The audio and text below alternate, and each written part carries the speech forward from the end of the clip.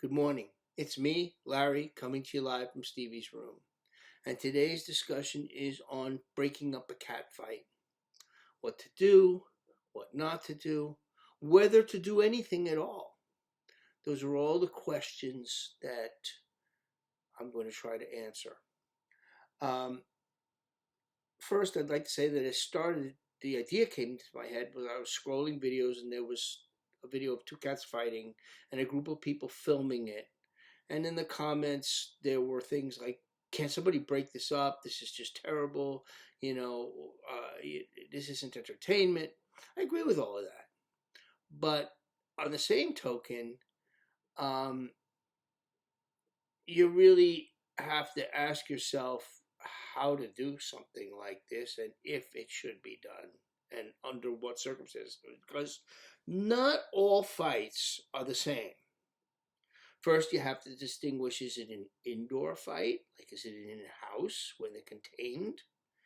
Or is it an outdoor fight, like on the street? What is the environment that the fight is under? Because they are different. Are the cats unneutered, like two unneutered males fighting in the street? Is a very different scenario than two cats that normally get along having a spat indoors.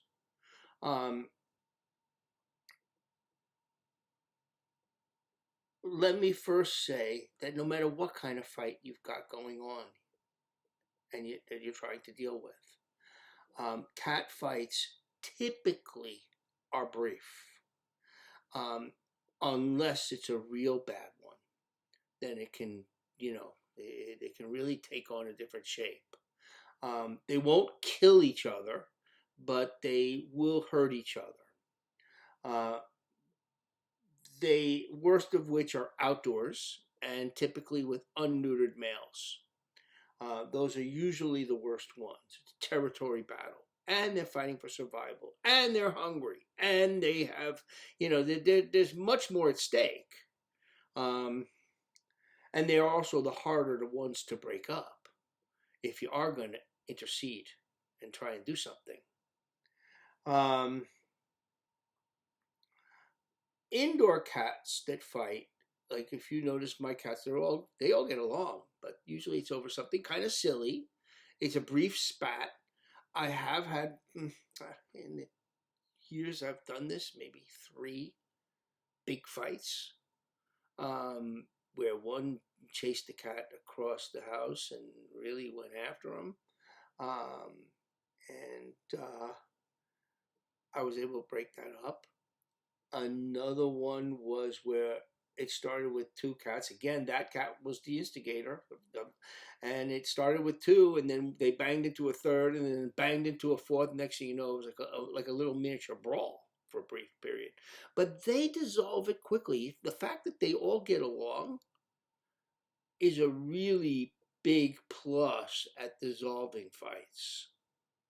I also even had one cat once upon a time that would break up fights. He didn't like when other cats fought. He's passed away, but we used to call him Officer Big B, because if there was a fight, he was going to go and break it up. And the way that he broke it up is the way that you have to break up a fight if you're going to try and do it. He went after the cat that was winning and pulled it off.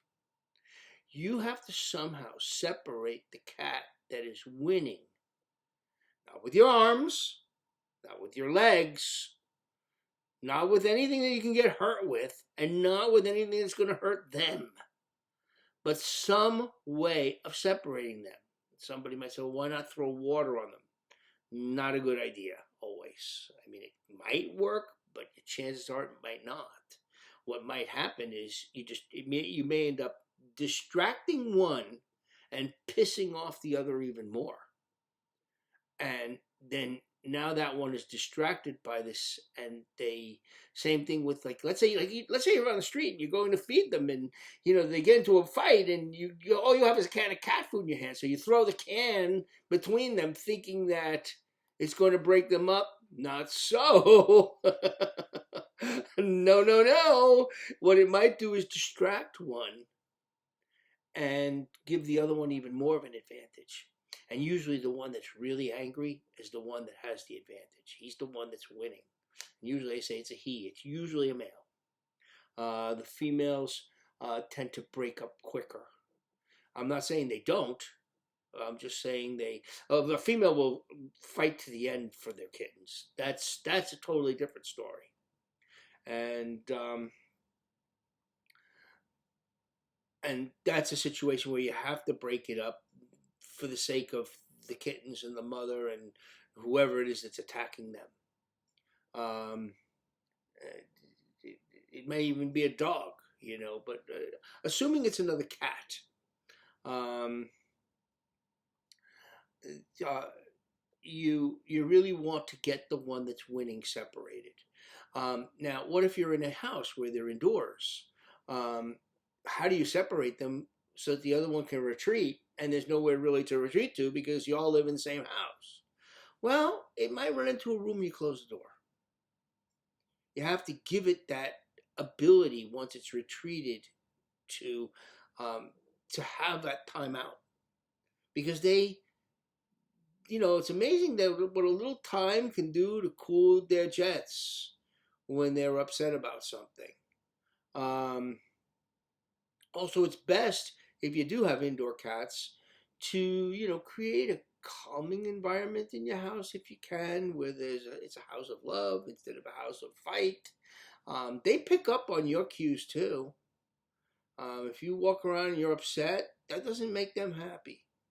So you have to realize that, and I know sometimes it's not that easy to necessarily, if something happens that's terrible, you're on the phone or this and that, and you get emotional about something, but they pick up on your cues, and you don't want to agitate them, and you have the ability to control yourself. You really do. We can't change them, but you can change how you react to your things, and for their sake, and for the sake of the house. I mean, it really, it's part of being mature. You really have to try, because you really don't want your issues to become their issues. So if you have that calming effect in your house, and they are at ease, their spats will be smaller. And it might be over something really silly, like one is sitting in a box and the other one wants to get in the box, and he looks at them, stares at him for a while. They have the staring contest, and the next thing you know, he swats them because he wants them to get out. Sometimes cats in the house will resolve the things without even fighting. They'll just give each other a look, a staring contest. So it's not always advisable to jump in there and try and change things. One thing that you should not do is, let's say the cat does something wrong. I don't care what it is, whether it be a fight with a cat or something wrong in the house. Don't scream at them. They don't understand it. Dogs are a little better at understanding that immediate sound pitch, but cats don't.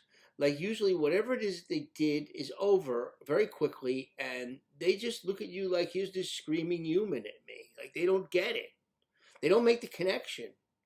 And all you're doing is taking a cat that already has something going on and giving it more.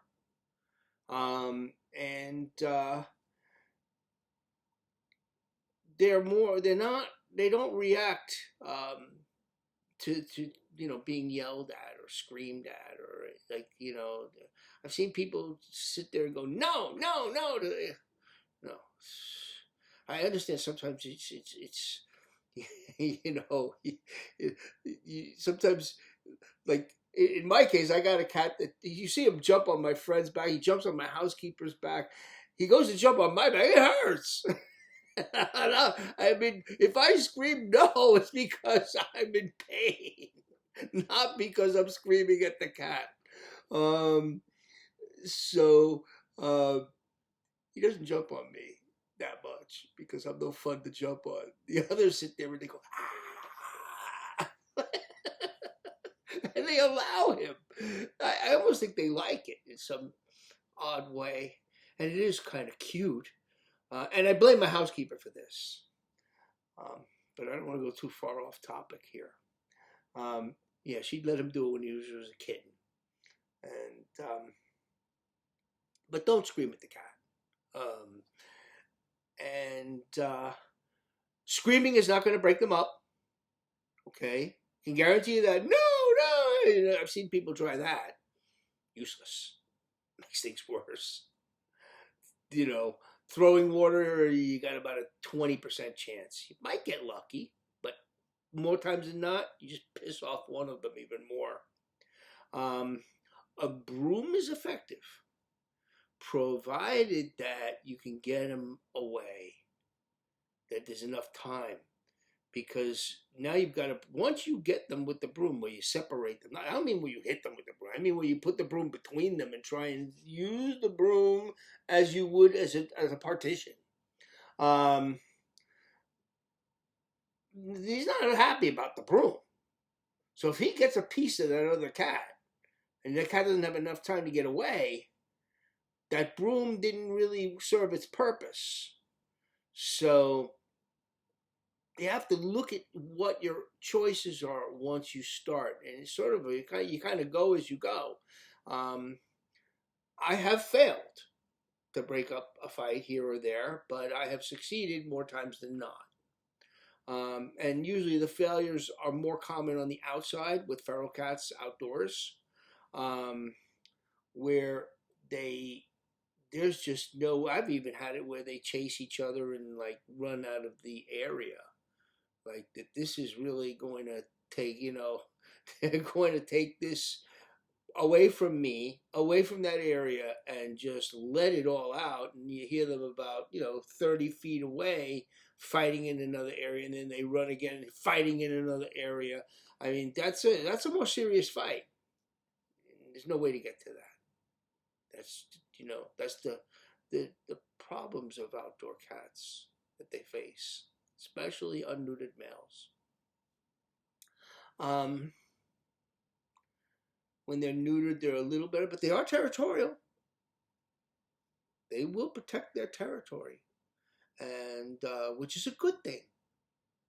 They stop other animals from invading their territory, and they actually settle it a lot better than humans do. I mean, you don't have the kind of territorial disputes that you see with human conflict. So they and they avoid each other at that point. It's not like some long history of problem. You can learn from them a lot. Anyway, thanks for listening. Be well.